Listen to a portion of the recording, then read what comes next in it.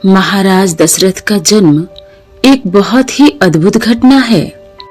पौराणिक धर्म ग्रंथों के आधार पर बताया जाता है कि एक बार राजा अज दोपहर की वंदना कर रहे थे। उस समय लंकापति रावण उनसे युद्ध करने के लिए आया। तभी लंकापति रावण दूर से उनकी वंदना करना देख रहा था। राजा अज ने भगवान शिव की वंदना की और जल आगे अर्पित करने की जगह पीछे फेंक दिया। यह देखकर रावण को बड़ा आश्चर्य हुआ और वह राजा अज के सामने पहुंचा तथा पूछने लगा कि हमेशा वंदना करने के पश्चात जल का अभिषेक आगे किया जाता है, ना कि पीछे। इसके पीछे क्या कारण है? राजा अज ने कहा, जब मैं आंखें बंद करके ध्यान मुद्रा में भगवान शिव की अर्चना कर रहा था, तभी मुझे यहाँ से 1 योजन दूर जंगल में एक गाय घास चरती हुई दिखी और मैंने देखा कि एक सिंह उस पर आक्रमण करने वाला है। तभी मैंने जल का अभिषेक पीछे की तरफ किया और मेरे जल ने तीर का रूप धारण कर लिया, जिससे उस सिंह की मृत्यु हुई। रावण को यह सुनकर बड़ा ही आश्चर्य हुआ, किंतु राजा अज ने कहा, तुम यहाँ से पीछे 1 योजन दूर जाकर यह नजारा देख सकते हो। रावण वहां गया और उसने देखा कि एक गाय हरी घास चर रही है, जबकि शेर के पेट में कई वाण लगे हैं। अब रावण को विश्वास हो गया कि जिस महापुरुष के जल से ही वाण बन जाते हैं और बिना किसी निशाना लगाए ही निशाना लग जाता है, ऐसे वीर पुरुष को जीतना बड़ा ही असंभव है और वह उनसे बिना युद्ध किए ही लंका लौट जाता है। एक बार की बात है, जब राजा अज जंगल में भ्रमण करने के लिए गए थे तो उन्हें एक बहुत ही सुंदर सरोवर दिखाई दिया। उस सरोवर में एक कमल का फूल था जो अति सुंदर प्रतीत हो रहा था। उस कमल को प्राप्त करने के लिए राजा अज सरोवर में कूद गए, किंतु यह क्या, राजा अज कितना भी उस कमल के पास जाते वह कमल उनसे उतना ही दूर हो जाता। राजा अज उस कमल को नहीं पकड़ पा रहे थे। अंततः आकाशवाणी हुई, हे राजन, आप निसंतान हैं, आप इस कमल के योग्य नहीं हैं। इस भविष्यवाणी ने राजा अज के हृदय में एक भयंकर घात किया। राजा अज अपने महल में लौट आए और चिंताग्रस्त रहने लगे, क्योंकि उन्हें संतान नहीं थी, जबकि वह भगवान शिव के परम भक्त थे। भगवान शिव उनकी इस चिंता से व्याकुल हो उठे और उन्होंने धर्मराज को बुलाया और कहा, तुम ब्राह्मण के वेश में अयोध्या नगरी जाओ, जिससे राजा अज को संतान की प्राप्ति होगी।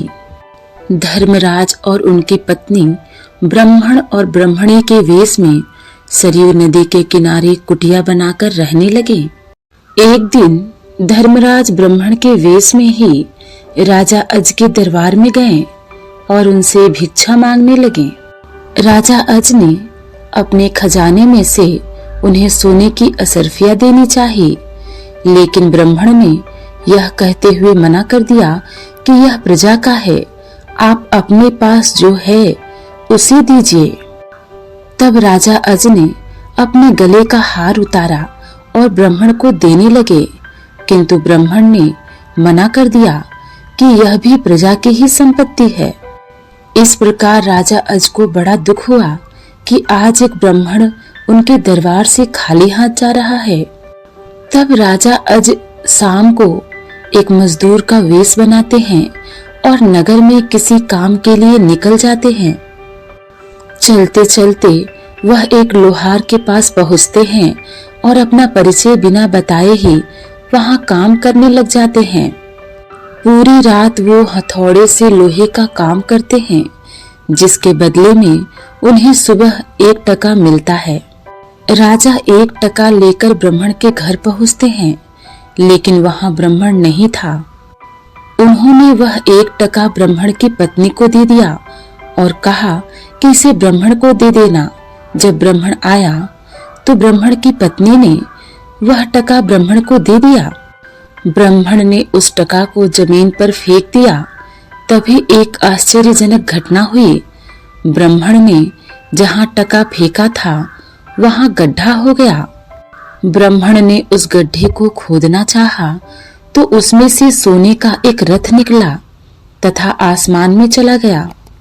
इसके पश्चात ब्राह्मण ने और खोदा तो दूसरा सोने का रथ निकला और आसमान की तरफ चला गया। इसी प्रकार से 9 सोने के रथ निकले और आसमान की तरफ चले गए।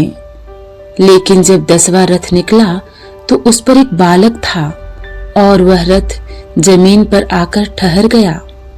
ब्राह्मण उस बालक को लेकर राजा अज के दरबार में पहुंचे और कहा, इस पुत्र को स्वीकार कीजिए।